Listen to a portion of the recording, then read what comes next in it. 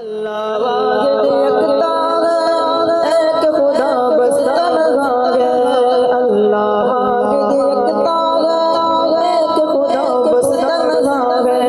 کوئی نہ اس کا غمتا ہے، کوئی نہ اس کا غمتا ہے، کہ سب کے الرحمن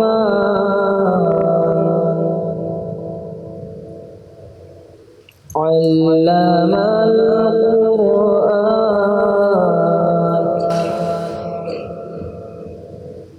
خلق الإنسان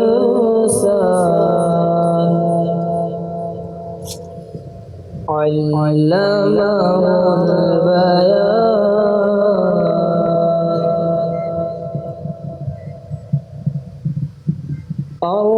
الرحمن علم القرآن خلق الإنسان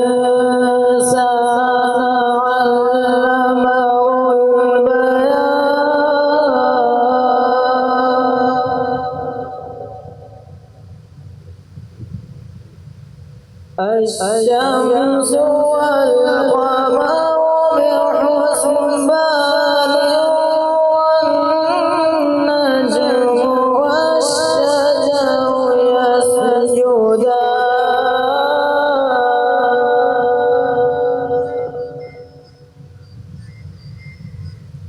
والسماء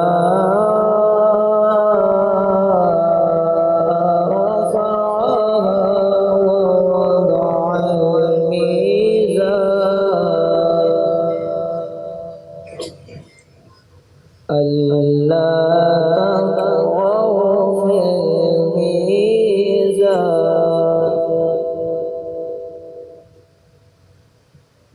والسماء رفعها ووضع الميزان ألا تطغوا في الميزان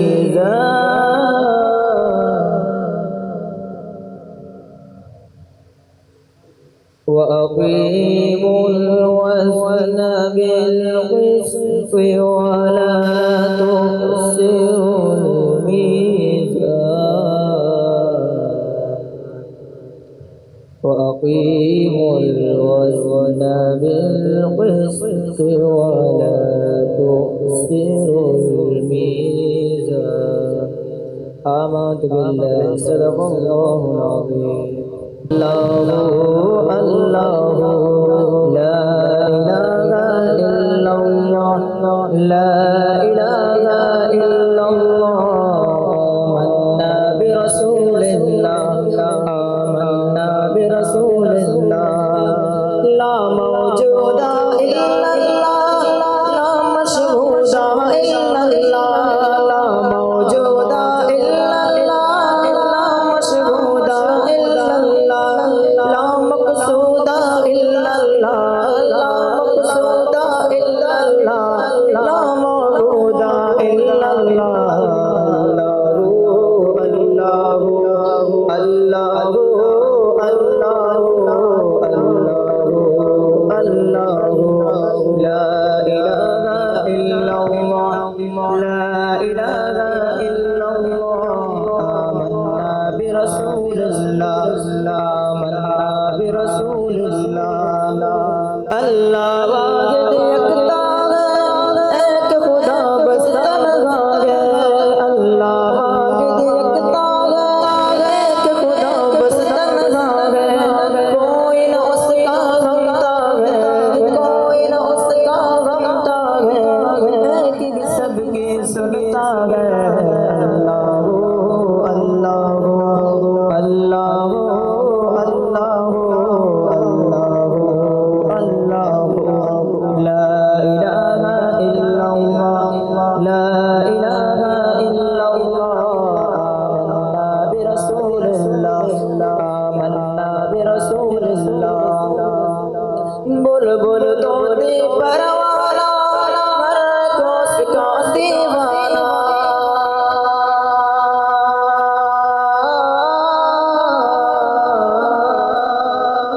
بلبل طوطی پروانہ ہے تو اس کا دیوانہ بلبل طوطی پروانہ ہے تو اس کا دیوانہ گمرے کس کا مستانہ گمرے کس کا مستانہ کون چکور کا جانانا اللہ اللہ اللہ اللہ اللہ اللہ لا الہ الا اللہ لا الہ الا اللہ آمنا برسول اللہ آمنا برسول اللہ مولا دل کا زنگ چھڑا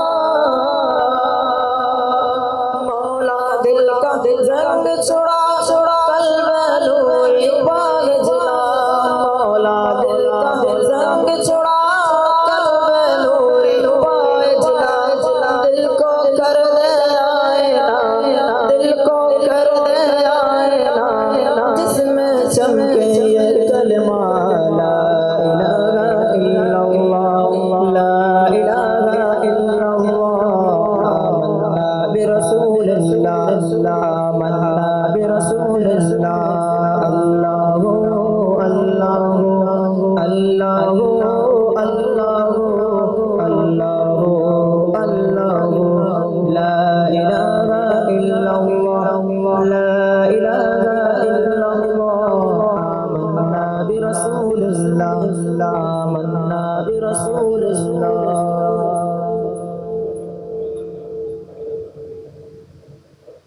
صلی اللہ علیہ یا رسول اللہ وسلم علیہ یا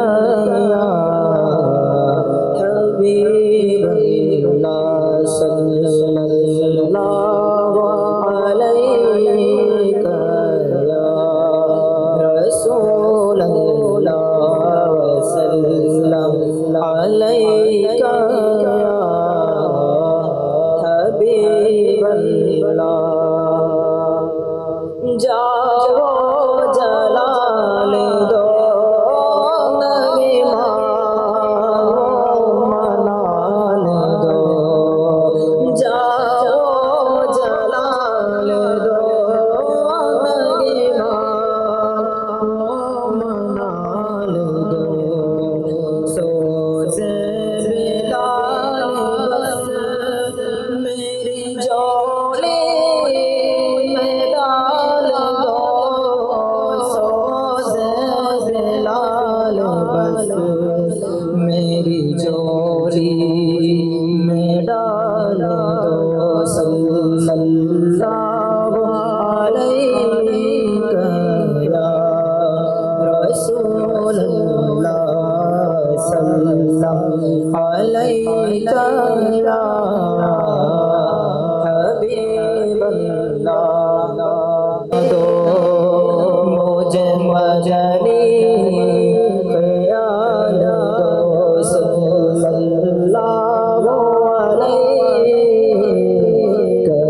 یا رسول اللہ صلی اللہ علیہ یا حبیب اللہ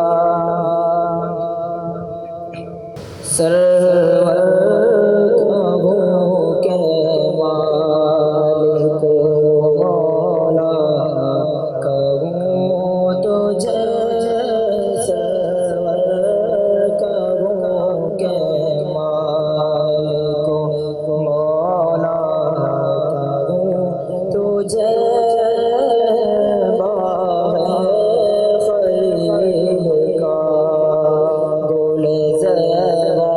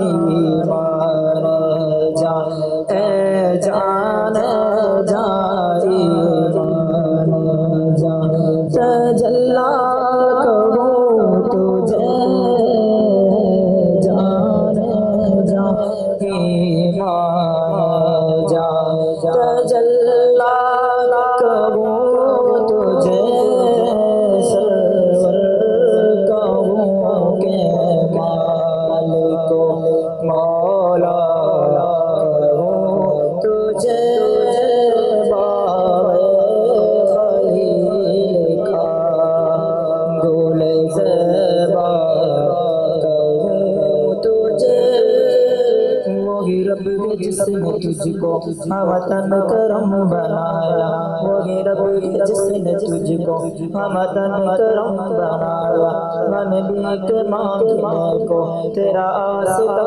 بتایا ہمیں بھی بتایا تجھے غم دے گئے خدایا تجھے غم دے گئے خدایا تجھے غم دے گئے خدایا تجھے غم دے گئے خدایا تجھے غم دے گئے خدایا جان جا ایمان جا اے جان جا ایمان جا تجلا کہوں تجھے جان جا ایمان جا تجلا کہوں تجھے سرور کہوں کہ مالک مولا کہوں تجھے باغ خلیل کا گل زیبا کہوں تجھے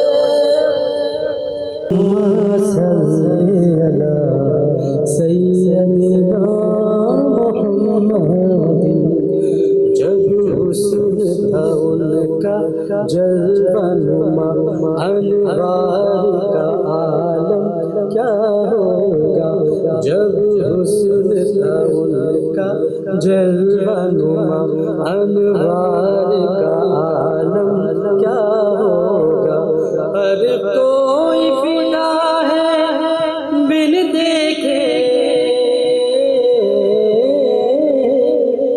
ہر کوئی فدا ہے بن دیکھے دیدار کا عالم کیا ہوگا اللہم صلی علی سیدنا محمد اللہم صلی علی سیدنا محمد اور ماشاءاللہ سارے ماشاءاللہ سب عاشق رسول بیٹھے ہیں اور ہم سب کا عقیدہ یہی ہے کہ اللہ کی عطا سے حضور جانتے ہیں جو میں کلام پیش کر رہا ہوں تو اس میں آپ نے میرے ساتھ مل کے یہی پڑھنا ہے حضور جانتے ہیں جو ہو چکا ہے جو ہوگا حضور جانتے ہیں جو ہو چکا ہے جو ہوگا حضور جانتے ہیں تیری عطا سے خدایا تیری عطا سے خدایا حضور جانتے ہیں جو ہو چکا ہے جو ہوگا حضور جانتے ہیں تیری عطا سے خدایا حضور جانتے ہیں سب قابل غور ہے قابل غور ہے قابل غور ہے ملائکہ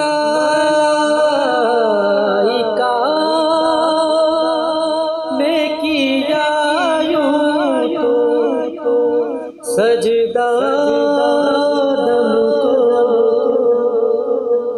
ملائکہ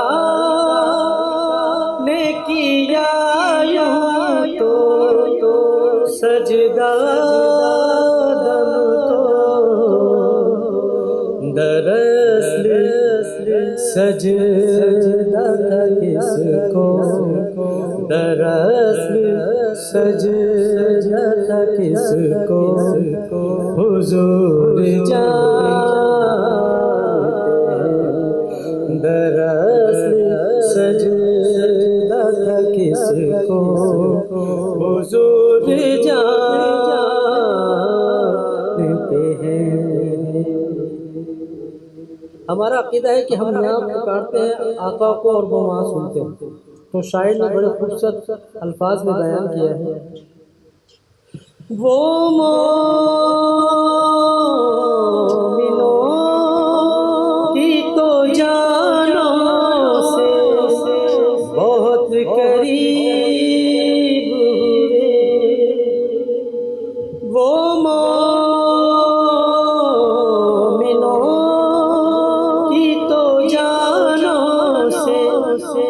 بہت قریب ہوئے، کہاں سے کس نے پکارا، کہاں سے کس نے پکارا، حضور جانتے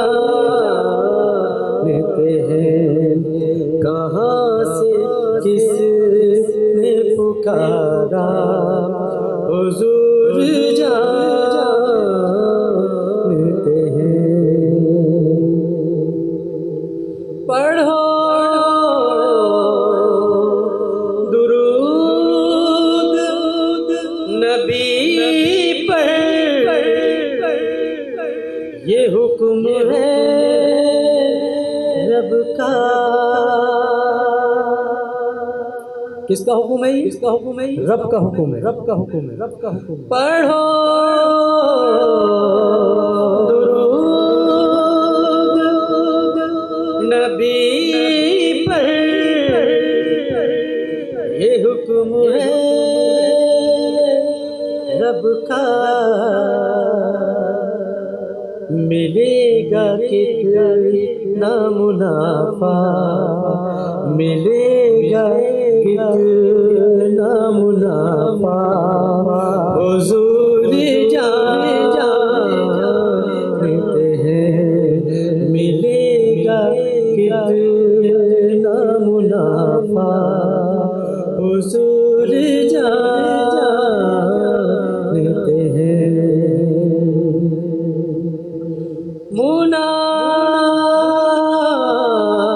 منافقوں یہ شمس و قمر، یہ شام و سحر، یہ برگ و شجر، یہ باغ و ثمر، یہ شمس و قمر، یہ شام و سحر، یہ برگ و شجر، یہ باغ و ثمر، یہ تاج و کمر، یہ حکم روا تمہارے، اور صبا وہ چلے کہ باغ پلے، وہ پھول کھلے کہ دل ہو بھلے، صبا وہ چلے کہ باغ پلے، وہ پھول کھلے کہ دل ہو بھلے، لیوا کے تلے ثنا میں کھلے، ہم سب کی زبان تمہارے، لیوا کے تلے ثنا میں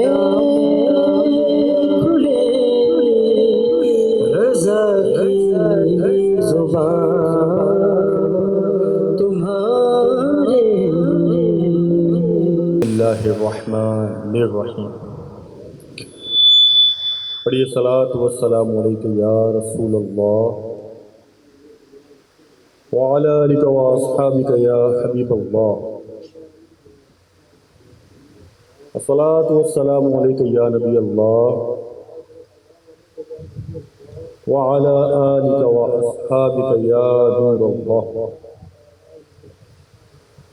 فرمان مصطفیٰ صلی اللہ تعالیٰ علیہ وسلم ہے کہ جو کوئی شخص مجھ پر ایک مرتبہ درود پاک پڑھتا ہے، فقط ایک مرتبہ، تو اللہ پاک اس پر 10 رحمت نازل فرماتا ہے۔ اب 10 رحمت، اللہ پاک کی ایک رحمت اگر کسی انسان پہ پڑ جائے تو دنیا و معافیہ اور آخرت میں جتنی بھی چیزیں ہیں وہ ان سب کے اندر سما جائے گا۔ تو رب کی رحمت ہے، اور اللہ پاک اپنی رحمت کس کو عطا کر رہا ہے؟ جو شخص درود پاک پڑھ رہا ہے۔ اب اتنا نہیں ہوتا، اس کے آگے بھی چلتا ہے کہ جو شخص ایک ہی مرتبہ درود پاک پڑھتا ہے تو اس کے 10 درجات کو مزید بلند کر دیا جاتا ہے۔ اب 10 درجات بلند، اس دنیا میں ہم کوشش کرتے ہیں کہ ہمارا ایک رینک بڑھ جائے۔ اگر گورنمنٹ ملازم ہے تو 21 درجے پہ جانا خوش قسمتی سمجھتے ہیں۔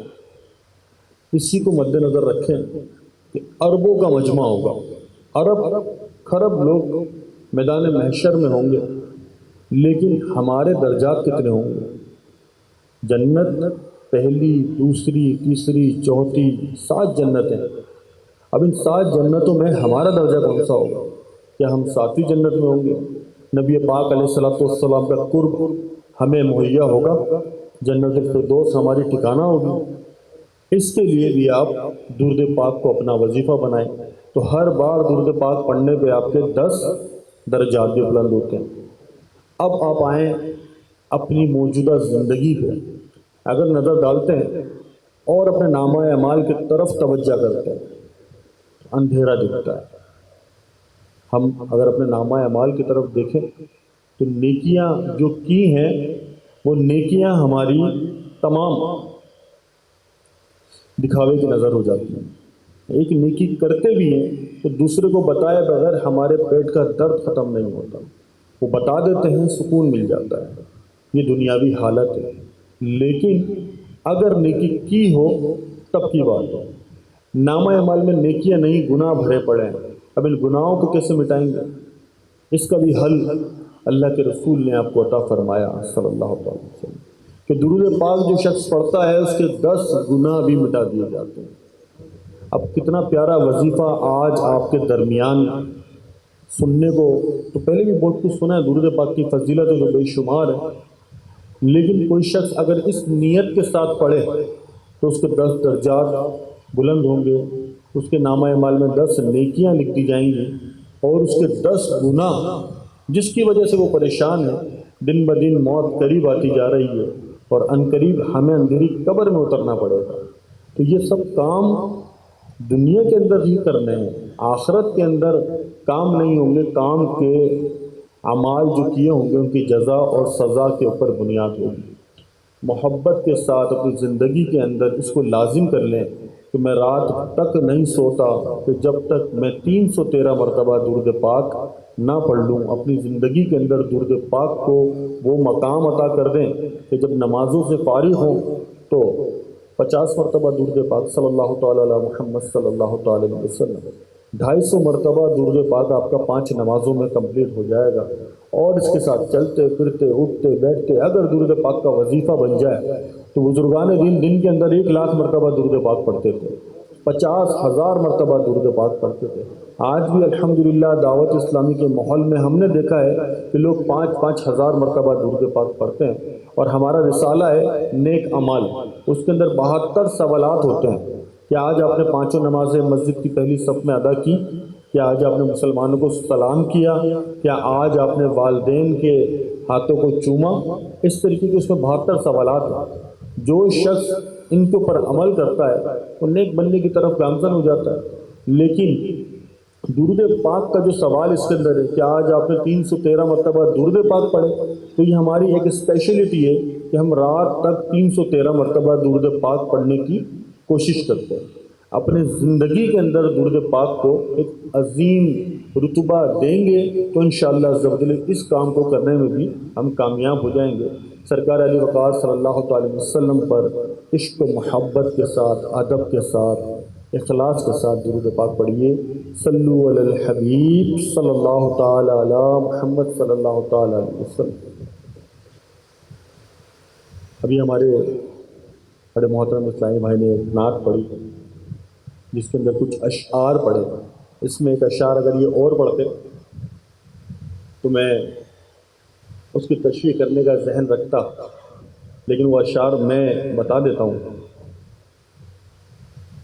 آپ نے پڑھا کہ زمین و زمان تمہارے لیے. اس میں ایک شعر ہے، خلیل و نجی فصیح و صفی، صفی سے کہیں بھی بنی یہ بے خبری کہ خلق پھری کہاں سے کہاں تمہارے لیے. نبی پاک علیہ الصلوۃ والسلام کا ہم ذکر کر رہے ہیں. اس کے اندر اس شعر کے اوپر اگر ہم روشنی ڈالیں تو آج ہم ذکر سنتے ہیں کہ اللہ پاک نے یہ دنیا سجائی اپنے محبوب کے واسطے. اللہ پاک نے، حدیث قدسی ہے، اللہ ارشاد فرماتا ہے کہ میرے محبوب اگر مجھے تمہاری نبوت کا اظہار نہ کرنا ہوتا تو میں یہ دنیا ہی نہیں بناتا. نہ چرند بناتا، نہ پرند بناتا، نہ زمین بناتا، نہ آسماں بناتا. اللہ تبارک و تعالیٰ کا ایک نام ستار، چھپا ہوا، میں چھپا ہی رہتا. اللہ تبارک و تعالیٰ کی عبادت کے لیے فرشتے ایسی عبادت کرتے ہیں کہ 70 سال تک یہ قیام کرتے ہیں، 70 سال تک یہ رکوع کرتے ہیں، 70 سال تک یہ سجدے میں رہتے ہیں، 70,000 سال تک. اب ان کی ایسی عبادتیں کہ اللہ پاک کی بارگاہ کے اندر ہم اپنا اگر محاسبہ کریں اپنی ذات کا، ان سے کمپیریزن نہیں کر سکتے، اپنا محاسبہ کریں تو 3 مرتبہ سبحان ربی الاعلیٰ کہنا ہمیں مشکل ہوتا ہے. تیسرے سے پہلے ہی اٹھنا شروع کر دیتے ہیں. جتنا رکنا 2 سجدوں کے درمیان ہے اتنا رکتے نہیں، سجدے میں چلے جاتے ہیں. اس پورے سینیریو کو جو بیان کرنے کا مقصد ہے کہ تمام چیزیں اللہ پاک کی موجود، اس کی عبادت کرنے والے، اس کے چاہنے والے فرشتے اخلاص کے ساتھ عبادت کرنے والے. لیکن اللہ پاک ارشاد فرماتا ہے میرے محبوب اگر میں نے آپ کی نبوت کا اعلان آپ کو ظاہر نہ کرنا ہوتا تو میں نہ چرند بناتا، نہ پرند بناتا، نہ زمین بناتا، نہ آسماں بناتا. علماء اکرام اس پہ مزید روشنی ڈالتے ہوئے بڑا اس کو طویل کرتے ہیں. اب نبی پاک علیہ الصلوۃ والسلام کا چرچا دنیا میں ہوتا ہے اور کب تک ہوگا کہ تا قیامت ہوتا رہے گا. جو شعر میں نے پڑھا ہے اس میں ہے کہ جب مسلمان اٹھ کر جمع ہوں گے اور جمع ہونے کے بعد کافی عرصے تک پریشان ہوں گے اور پریشان ہونے کے بعد جائیں گے حضرت آدم علیہ الصلوۃ والسلام کے پاس اور جا کر کہیں گے حضور آپ ہمارے والد ہیں، آج بڑا غضبناک دن ہے اور ہم سب نے جو کام کیے ہیں ان کی وجہ سے پریشان ہیں، آپ ہماری شفاعت اللہ کی بارگاہ میں کریں. تو حضرت آدم علیہ الصلوۃ والسلام کہیں گے اذهبوا الی غیری، آج میں اس کام کے لیے نہیں. پھر یہ قوم حضرت آدم علیہ الصلوۃ والسلام کہیں گے حضرت نوح علیہ الصلوۃ والسلام کے پاس چلے جائیں. قوم جو ہے وہ حضرت نوح علیہ الصلوۃ والسلام کے پاس جائے گی، آپ بھی یہی کہیں گے. حضرت موسیٰ علیہ الصلوۃ والسلام کے پاس جائے گی، آپ بھی یہی کہیں گے. حضرت عیسیٰ علیہ الصلوۃ والسلام کے پاس جائے گی تو حضرت عیسیٰ علیہ الصلوۃ والسلام نبی پاک علیہ الصلوۃ والسلام کا در دکھائیں گے، کہیں گے کہ آپ اس وقت حضرت محمد مصطفیٰ صلی اللہ تعالی وسلم کے پاس جائیں، اس وقت وہی شفاعت کر سکتے ہیں، ان کے علاوہ کوئی نہیں کر سکتا. اللہ پاک کا ایسا غضب ہوگا. اب جب حضور علیہ الصلوۃ والسلام کی بارگاہ میں آئیں گے تو نبی پاک علیہ الصلوۃ والسلام کے لب پر انا لہا ہوگا، میرے لب پر انا لہا کہ میں ہی اس کام کے لیے ہوں. تو نبی پاک اس کو آن کریں گے اور سجدے میں چلے جائیں گے. اور جب سجدے میں جائیں گے تو اللہ تبارک و تعالیٰ ارشاد فرمائے گا اے میرے محبوب سر اٹھائیے، جو مانگیں گے ملے گا، جو کہیں گے دیا جائے گا۔ تو نبی پاک علیہ الصلوۃ والسلام کو اللہ تبارک و تعالیٰ اس قدر عطا کرے گا کہ آپ ارشاد فرماتے ہیں کہ میں نے جب تک اللہ پاک کی بارگاہ سے جانا نہیں کہ جب تک میں اپنا ایک ایک امتی جنت میں نہ لے جاؤں۔ تو ایسا محبت کرنے والے، ایسا پیار کرنے والے حضور نبی، مطلب میں اگر عرض کروں کہ اس وقت اگر میں اپنی والدہ کے پاس جاؤں، والد کے پاس جاؤں، یہ دو ایسے کریکٹر اللہ پاک نے ہمیں دیے ہیں کہ ان سے زیادہ مضبوط کریکٹر ہمارے پاس موجود ہی نہیں، نہ بچپن میں، نہ جوانی میں، نہ بڑھاپے میں۔ اس کی وجہ یہ ہے کہ جوانی تک جب ہم پہنچتے ہیں ہماری شادی ہو جاتی ہے، شادی کے بعد ہم اپنے گھر گرہستی میں لگ کر بچوں کی پرورش میں لگ جاتے ہیں اور والدین کو اٹھا کر پس پشت رکھ دیتے ہیں، الا ماشاء اللہ جس کو اللہ توفیق دے، اس کے علاوہ بات ہو رہی ہے۔ ابھی کلام میجورٹی پہ ہوتا ہے، تو ان سے زیادہ کوئی محبت کرنے والا نہیں ہوگا۔ گھر میں آتے ہیں تو ماں پوچھتی ہے کہ بیٹا کھانا کھایا، والد صاحب آپ کے حال دریافت کرتے ہیں۔ ان سے زیادہ مضبوط کریکٹر نہیں ہے ہمارے پاس۔ اللہ پاک جن کے ہیں سلامت رکھے، جن کے چلے گئے ان کی مغفرت فرمائے۔ اس وقت میں جاؤں گا اپنے والدہ کے پاس یا والد کے پاس اور کہوں گا مجھے ایک نیکی دے دیجئے، ایک نیکی دینے سے میرا پلڑا بھاری ہو جائے گا اور میں جنت کی طرف چلا جاؤں گا۔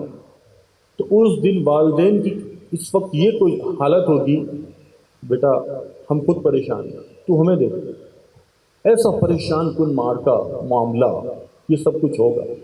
اللہ پاک ہم سب پر رحم فرمائے۔ اب یہ پورا واقعہ میں نے آپ کو بتایا، اس واقعہ بتانے کی جو وجہ تھی وہ یہ تھی کہ جب بروز قیامت یہ معاملہ ہوگا، یہ اللہ پاک ہمارے ذہنوں سے نکال دے گا۔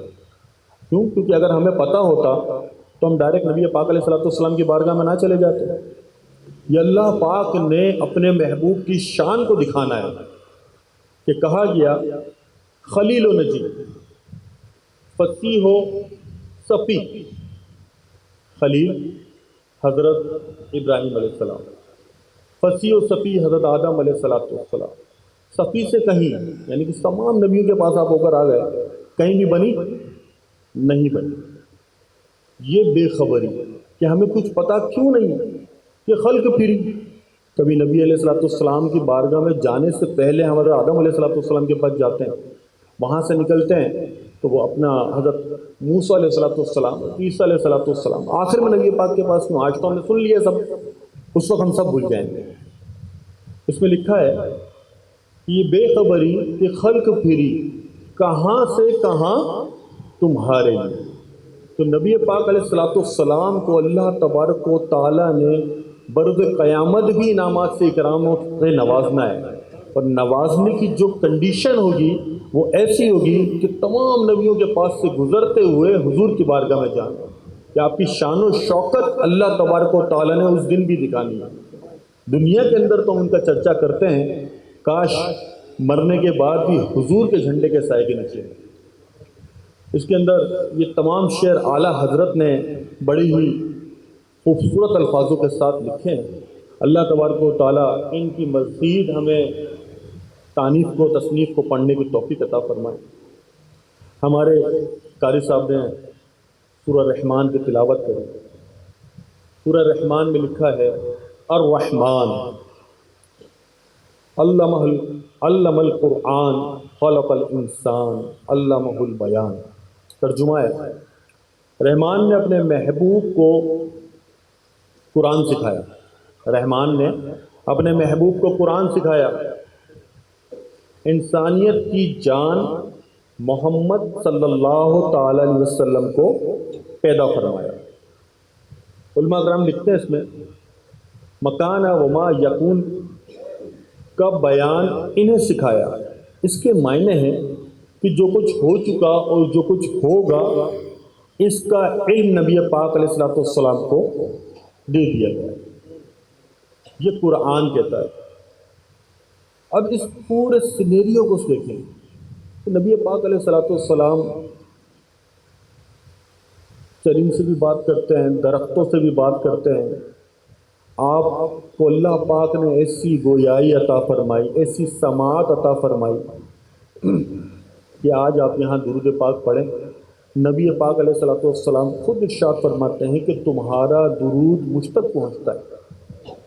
جو نبی پاک نے ارشاد فرمایا وہی تو قرآن ہوا نا، جو آپ نے ارشاد فرمایا وہی حدیث ہوئی نا۔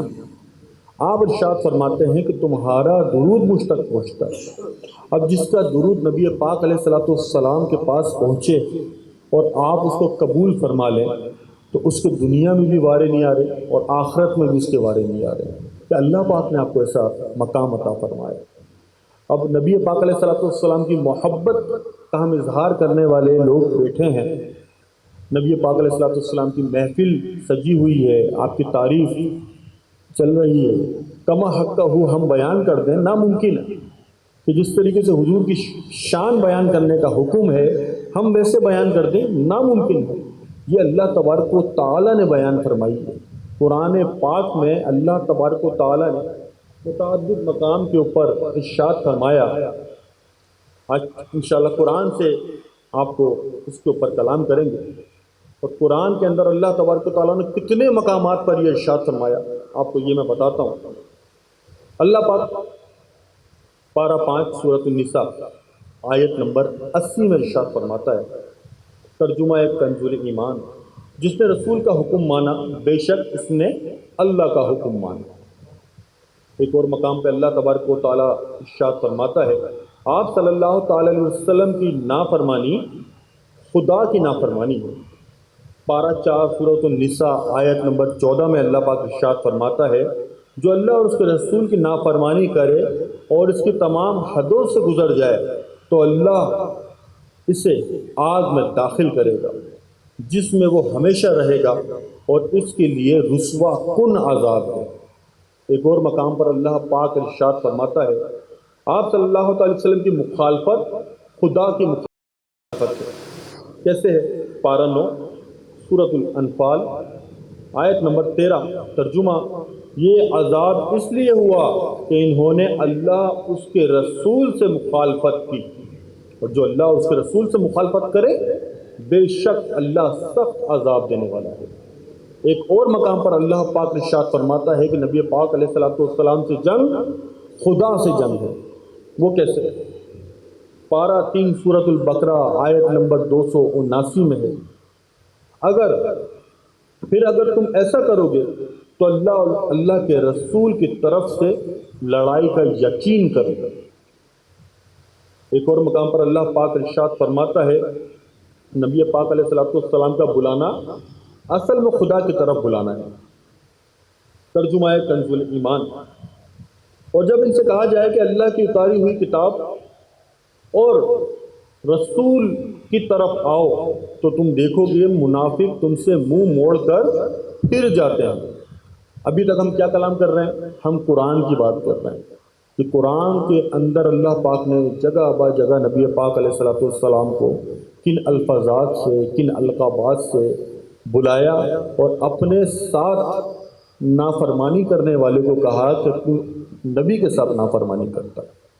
ایک اور مقام پہ اللہ تبارک و تعالیٰ ارشاد فرماتا ہے، پارہ 5 سورۃ النساء آیت نمبر 100، اور جو اپنے گھر سے اللہ رسول کی طرف ہجرت کرتے ہوئے نکلا پھر اسے موت نے آ لیا، اس کا ثواب اللہ کے ذمہ کرم پر ہو گیا اور اللہ بخشنے والا مہربان ہے۔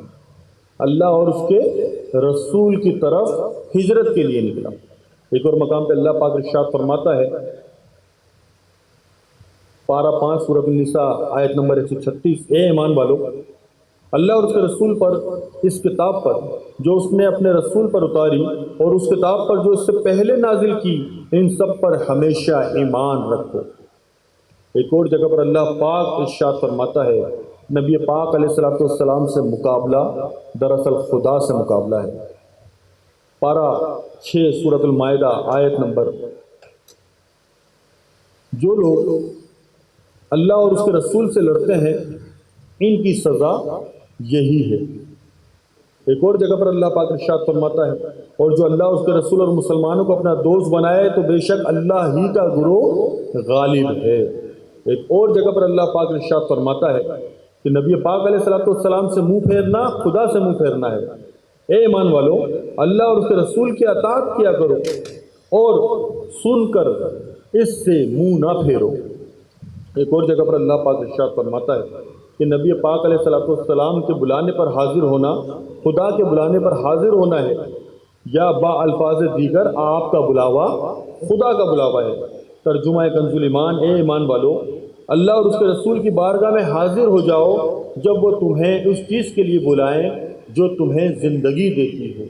ایک اور جگہ پر اللہ پاک ارشاد فرماتا ہے کہ اللہ پاک سے جو خیانت کرتا ہے دراصل نبی پاک سے خیانت کرتا ہے۔ اس کا قرآن پاک میں ذکر پارہ 9 سورۃ الانفال آیت نمبر 27 کے اندر ہوتا ہے، اے ایمان والو، اللہ اور رسول سے خیانت نہ کرو۔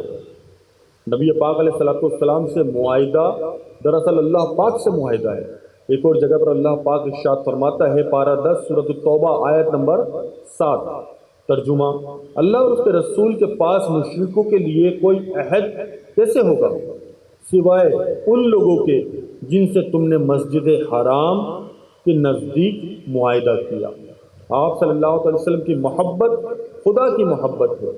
پارہ نمبر 10 سورۃ التوبہ آیت نمبر 24 میں اللہ پاک ارشاد فرماتا ہے، تم فرماؤ اگر تمہارے باپ اور تمہارے بیٹے اور تمہارے بھائی اور تمہاری بیویاں اور تمہارا خاندان اور تمہاری کمائی کے مال اور وہ تجارت جس کے نقصان سے تم ڈرتے ہو، تمہارے پسندیدہ مکانات تمہیں اللہ کے رسول اور اس کے رسول اور اس کی راہ میں جہاد کرنے سے زیادہ محبوب ہیں، تو انتظار کرو یہاں تک کہ اللہ اپنا حکم لائے، اور اللہ نافرمان لوگوں کو ہدایت نہیں دیتا۔ اس کے آگے بھی آپ دیکھ سکتے ہیں کہ کتنی اللہ پاک نے قرآن کے اندر نبی پاک علیہ الصلوۃ والسلام کی شان میں آیت نازل فرمائی ہیں۔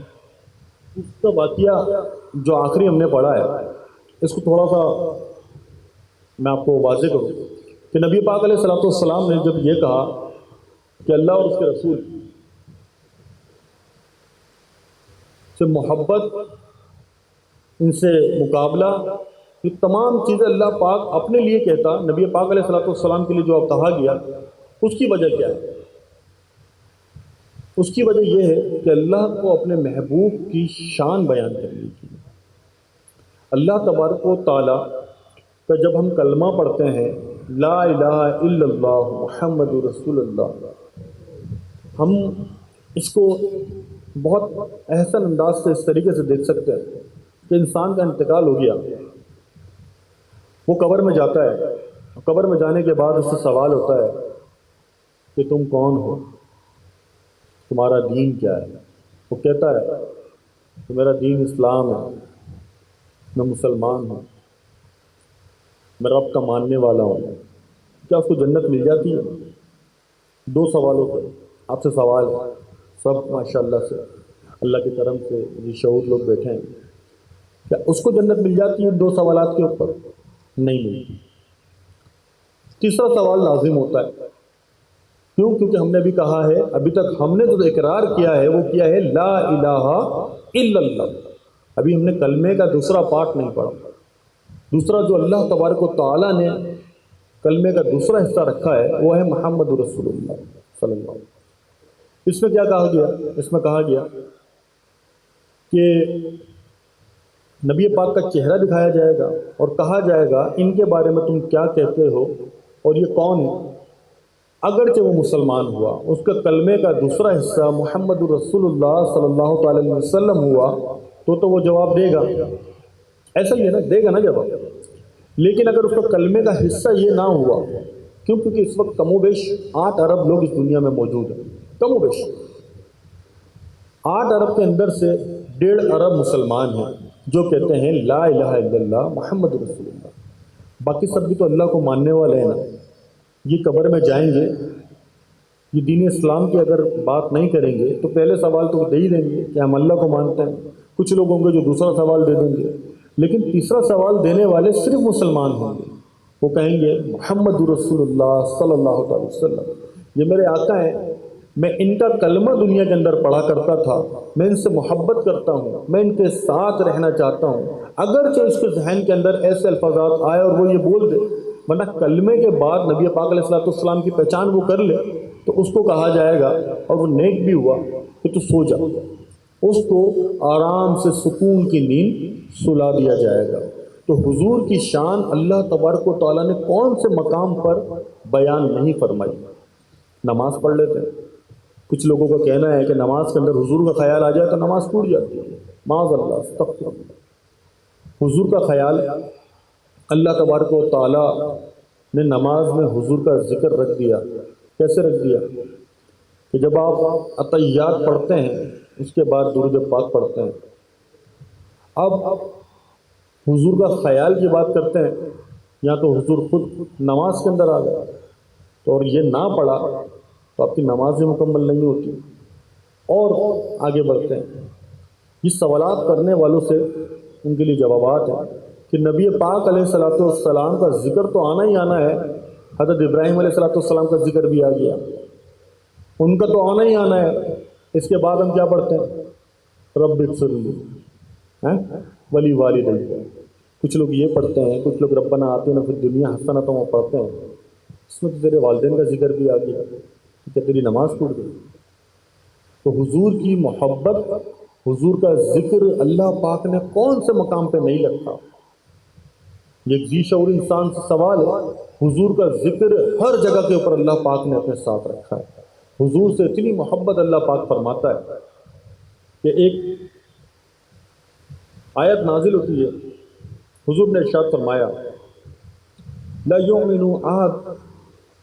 احدکم حتی اکون احب الی، تم میں سے جو کوئی شخص کامل مومن ہونا چاہے، یعنی کوئی بھی شخص کامل مومن جب تک نہیں ہو سکتا کہ جب تک میں اس کو محبوب نہ ہو جاؤں۔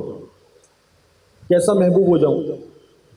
اس کی اولاد سے زیادہ، اس کے والدین سے زیادہ، یہاں تک کہ کائنات کی ہر شخص سے زیادہ، ہر شے سے زیادہ میں اس کو محبوب نہ ہو جاؤں۔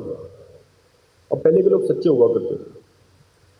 یہ حدیث اور اس سے پہلے پڑھی ہوئی آیت جو میں نے آخری پڑھی، اس کے اندر ملتا جلتا ذکر ہے۔ حضرت عمر فاروق رضی اللہ تعالیٰ عنہ حاضر ہوتے ہیں، کہتے ہیں حضور میں کمپیریزن کر آ رہا ہوں، میں نے کمپیریزن کیا ہے، میں نے اپنی اولاد کو دیکھا، میں نے آپ کو تصور میں لایا، مجھے میری اولاد سے زیادہ آپ سے محبت ہے،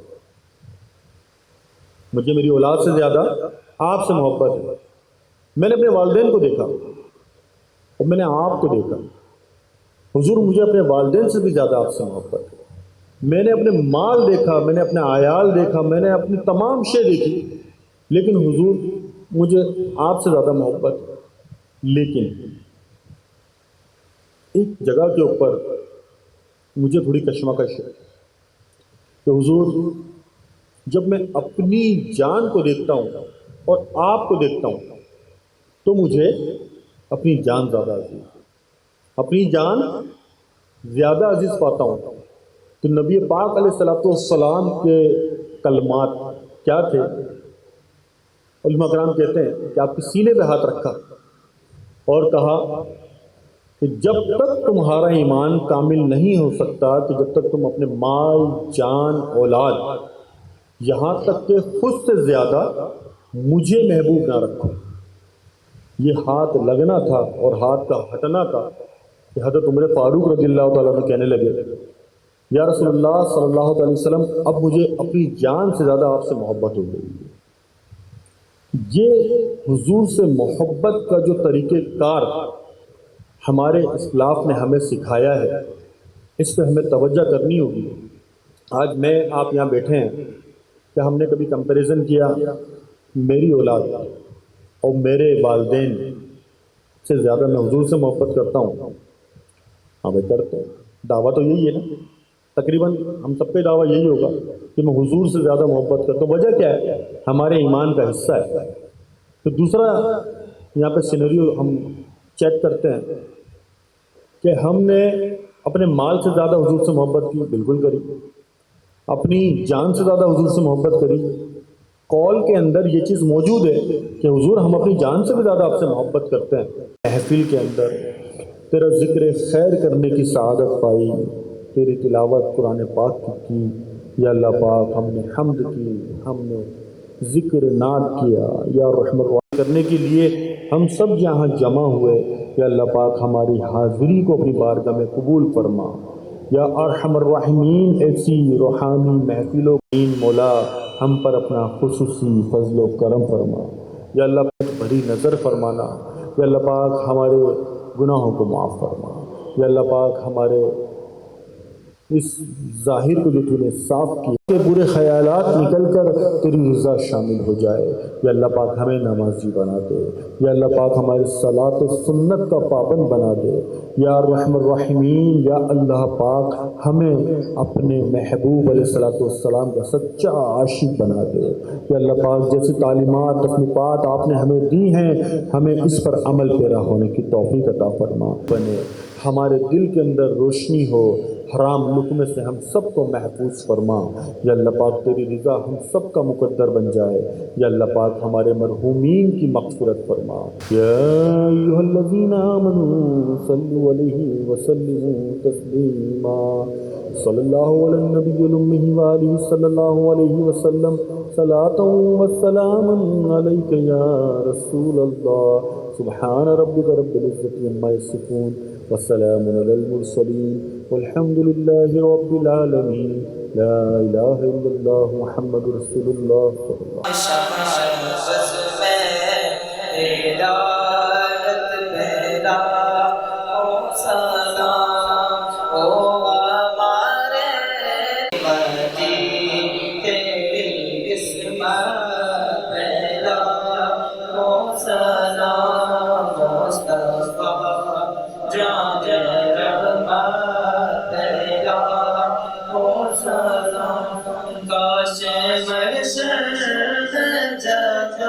उनकी आमद और जैसा उनकी शौकत पहला सलाम तो मुझसे खिदमत के कुदसी करेगा। मुझसे खिदमत के कुदसी करे।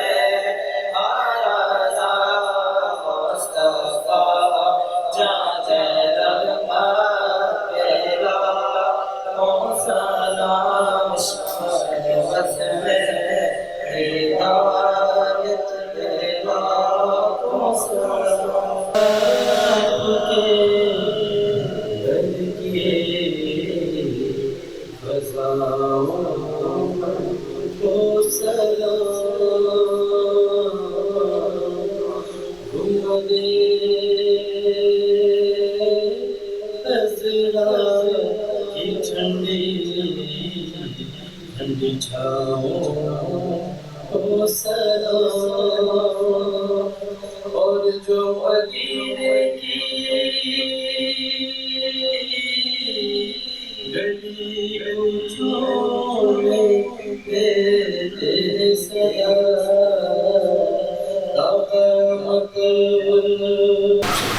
या रहमान पाक अल्लाह यहाँ जो पाक करने की सआदत बख्शी नबी पाक साहिब सल्लल्लाहु अलैहि वसल्लम की बारगाह में हाजिर होकर अदब एहतराम मोहब्बत में सलाम करने की आपके मज़ार पर हम सबको तौफीक अता फरमा।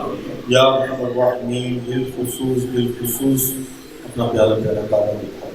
या रहमान मदीने की फ़ज़ाओं में हमारे सलाम को पहुँचा। हुज़ूर पाक सल्लल्लाहु अलैहि वसल्लम की शफ़ाअत हम सबका मुक़द्दर है। सुब्हान रब्बिका रब्बिल इज़्ज़ति अम्मा यसिफून व सलामुन अलल मुरसलीन वल्हम्दुलिल्लाहि रब्बिल आलमीन।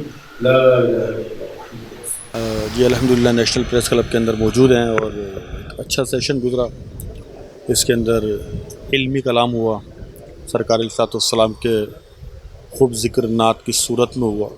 नात के आदाब से अगर हम कलाम करें तो हुजूर का ज़िक्र किस तरीके से करना चाहिए, रब ताला ने कुरान पाक के अंदर काफ़ी मकामात के ऊपर इरशाद फरमाया है कि जब भी हुजूर का नाम लिया जाए, अदब से लिया जाए, حضور کا ذکر کیا جائے، ان کی تعریف کی جائے، تو اس کو بھی کس انداز سے کرنا چاہیے۔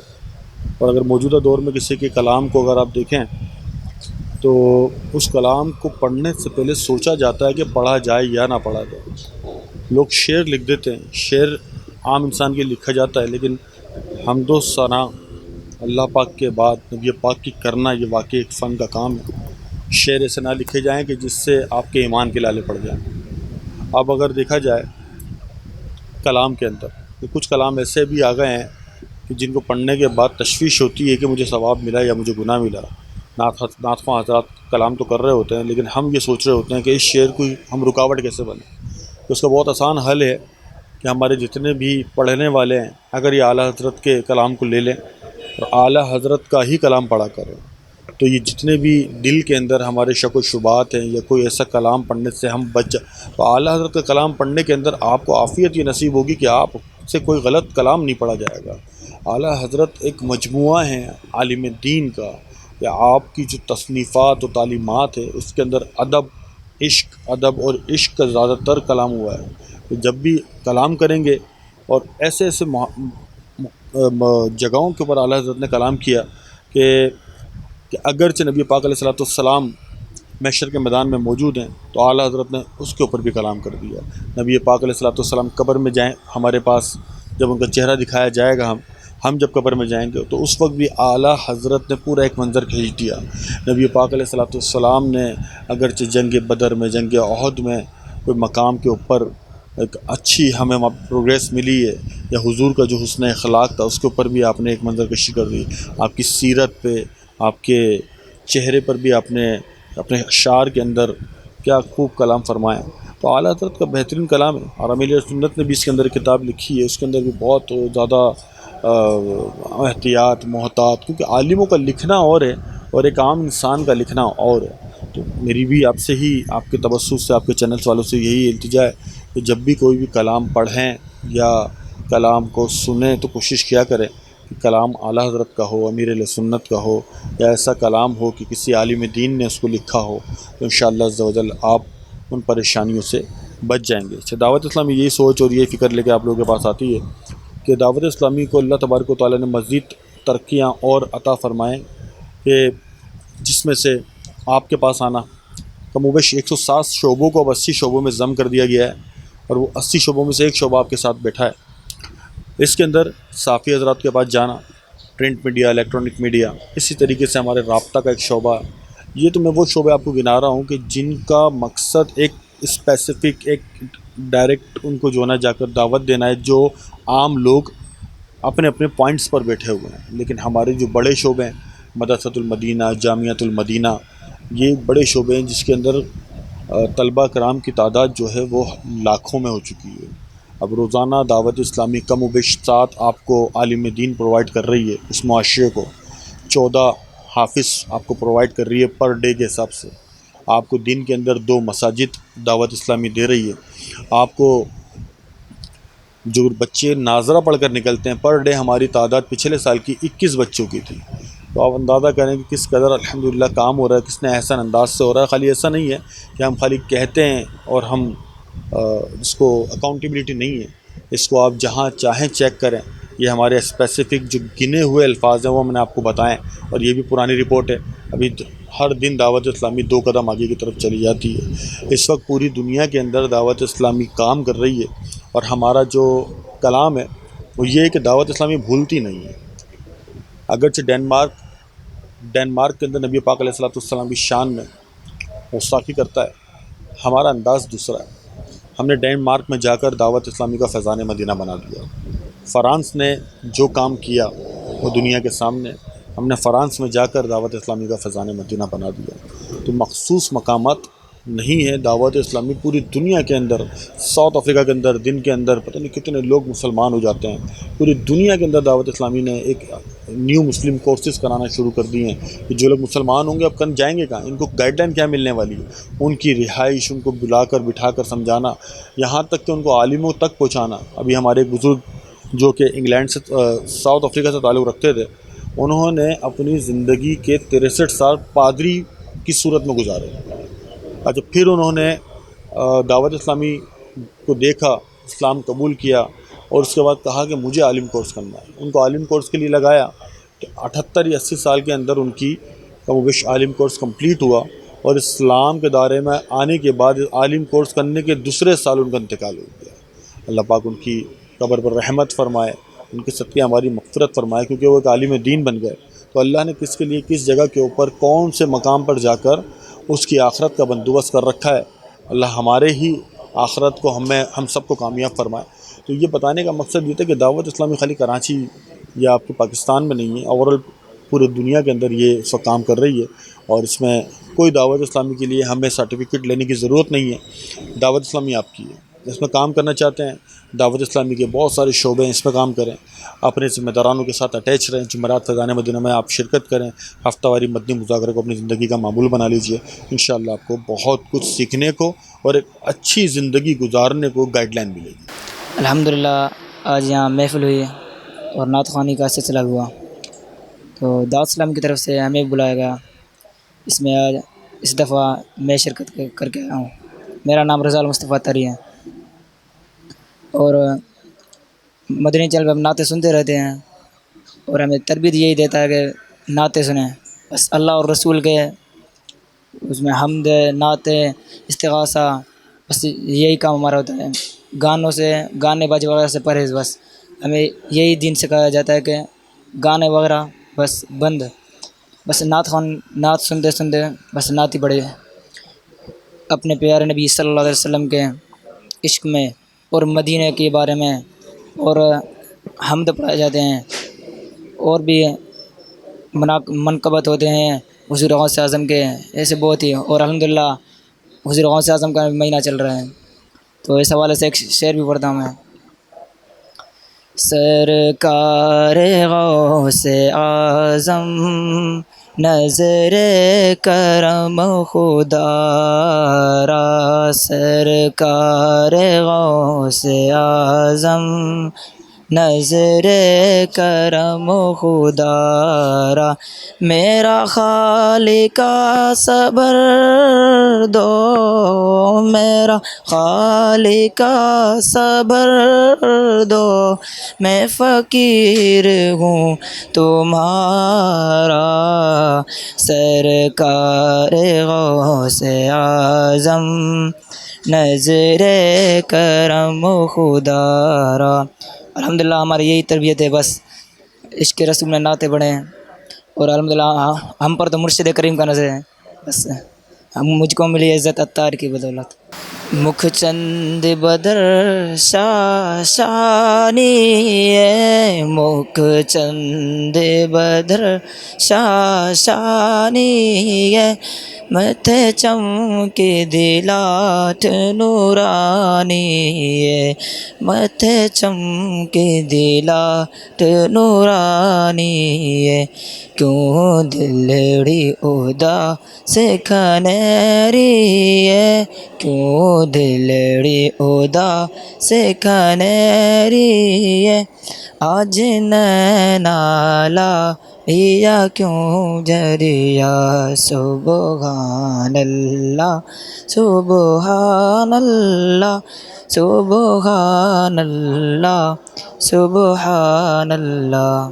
آج کی جو تقریب ہے وہ خاص مدنی چینل کے اشتراک سے کی جا رہی ہے، اور میں خالی دوسری یا تیسری تقریب ہے، اور یہ خالصتاً ایک ایسی اصلاحی تقریب ہے جس میں مذہبی طور پر، دینی طور پر جو نا لوگوں کو ان کی تدریسی عمل کو جاری رکھنے کا ایک سلسلہ ہے.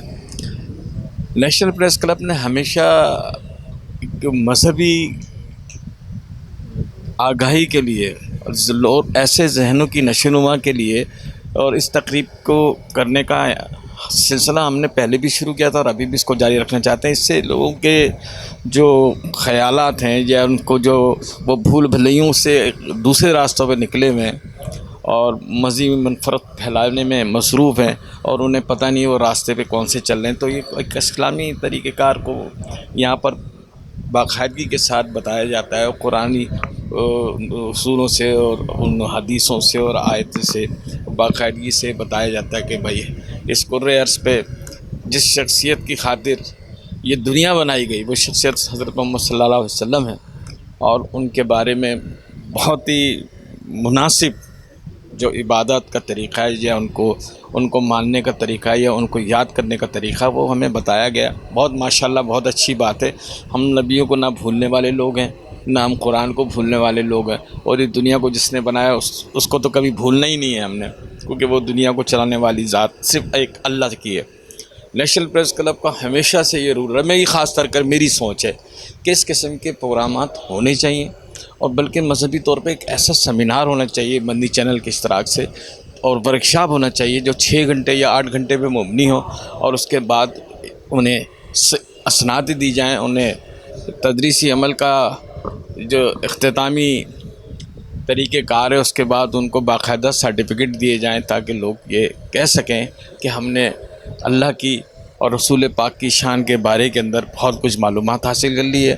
اور ہم ایک حصول متعین کرنا چاہتا ہوں میں خود بھی کہ ہمیں زیادہ سے زیادہ علم کی ضرورت ہے، کیونکہ ہم لوگ بھٹکے ہوئے لوگ ہیں. ہمیں اگر علم نہیں ملے گا تو ہم کہاں جائیں گے. اس سلسلے کے اندر ایسی تقریبات میں چاہتا ہوں ہفتے میں 2 دفعہ، ہفتے میں 3 دفعہ ہونی چاہیے، اور اس سلسلے کو جاری رکھنے کے لیے میں صدر صاحب سے بھی کہہ چکا ہوں، بلکہ اس سلسلے کے اندر ایک میٹنگ فوری بلائی جائے گی، تاکہ اور بھی ادارے ہیں جو اس قسم کی تقریبات میں لوگوں کو یہ تعلیم فراہم فرماتے ہیں اور اسلامی طریقہ کار کو پھیلانے کے لیے وہ کام کر رہے ہیں، ہم ان کے ساتھ. تو بہت بہت شکریہ. میں خاص کر سلامتی چینل کا اور میرے اپنے پیارے دوست شہزاد بٹ کا بہت مشہور ہوں کہ وہ ہمارے اس تمام تقریبات کا حصہ بنتے ہیں، اور ہمارے نیشنل پریس کلب کے وائس پریزیڈنٹ بھی ہیں، اور ان کی ہمیشہ خدمات رہی ہیں ہمارے لیے. ہم ان کا ہمیشہ تہ دل سے شکر گزار ہیں. میرا نام سید انوار الوی ہے. ایک پبلشنگ ادارے سے میری وابستگی ہے، اور میں عرصہ 15 سال سے ایک اخبار پبلش کر رہا ہوں اسکول ایکسپریس کے نام سے، اور وہ ایک تعلیمی اخبار ہے، اور ہم نے کوشش کی ہے کہ اسے ایک مکمل اخبار کے طور پر ہم لوگوں تک پہنچائیں، اور اللہ تعالیٰ کی طرف سے بڑی کامیابی ہمیں ملی ہے. آج کی جو محفل تھی بڑی ہی معنی فروز محفل تھی، اور اس کا انعقاد جو ہے مدنی چینل کے تعاون سے کیا گیا تھا. مجھے بہت خوشی ہوئی اس بات کی کہ لوگوں نے جو ہے اس میں بڑھ چڑھ کر حصہ لیا، اور ہمیں بھی بہت زیادہ اویئرنیس ملی. جو خطاب آئے ہوئے تھے جنہوں نے اپنے خطاب میں بہت اچھی باتیں کی نبی کریم کے حوالے سے، جن باتوں کا ہمیں علم نہیں تھا انہوں نے ہمیں وہ بھی بتایا، اور ہم اس سے مکمل طور پر سرفراز ہوئے. اور میں اس موقع پر جو ہے اپنے پریزیڈنٹ نیشنل پریس کلب وارسی صاحب کا بھی سراہوں گا کہ وہ اکثر و بیشتر ایسی محفلوں کا انعقاد کرتے ہیں اور بڑھ چڑھ کر حصہ لیتے ہیں. میرا نام انوار احمد ہے. ایڈیٹر منتھلی میگزین ہے ہمارا مندوب کے نام سے، ویب چینل بھی مندوب کے نام سے ہی ہے، اور یہ تقریباً 25 سال ہو گئے. 25ویں سالگرہ مندوب میگزین کی ہم نے اگست میں کی ہے. بٹ صاحب بھی اس میں شامل تھے، تو ہمیں بہت خوشی ہوئی کہ ان کے آنے کی اور ملنے کی. بہت بہت شکریہ ان کا کہ وہ آئے مندوب میگزین کی سالگرہ میں، 25ویں سالگرہ میں. آج نیشنل پریس کلب میں میلاد تھا، نعت خوانی تھی، تو مدنی چینل کے لوگ، مولوی حضرات آئے تھے، عالم لوگ آئے تھے یہاں پہ. انہوں نے خطاب بھی کیا، اچھی باتیں بتائیں، بہت کچھ سیکھنے کو ملا ہے. اور ہمارے صدر صاحب وارسی صاحب جو ہیں نیشنل پریس کلب کے ہمارے صدر ہیں، ان کے تعاون سے، نیشنل پریس کلب کے تعاون سے یہاں پہ یہ میلاد کی محفل منائی گئی تھی، اور بہت خوشی ہوئی. انشاءاللہ تعالیٰ ایسے ہی کوشش ہے کہ اسی طرح سے یہ محفلیں سجتی رہیں. میرا نام عابد مجید ہے، اور میں ایک جرنلسٹ ہوں، صحافی ہوں، اور نیشنل پریس کلب کے پرانے دوستوں میں سے ہیں. ہم ان کے خیر خواہ ہیں، بھلے اور کافی عرصے سے یہاں آنا جانا ہے. لیکن آج یہاں آنے کی ایک خاص وجہ تھی کہ مدنی چینل والوں نے یہاں پر ایک نعت خوانی رکھی ہوئی تھی، جہاں جس کی لیے ہم سب یہاں اکٹھے ہوئے تھے، دوست بھی اور کولیگس بھی پرانے سب، اور لہٰذا یہ بڑا اچھا ایونٹ تھا اور بڑے ہی اچھے لوگ یہاں پر آتے ہیں، اور نعت خوانی کا پروگرام ہو اور ماشاءاللہ جس میں نبی کریم صلی اللہ علیہ وسلم کی باتیں ہوں اور سارا ذکر ہو، تو اس سے بڑھ کے تو کچھ نہیں ہے۔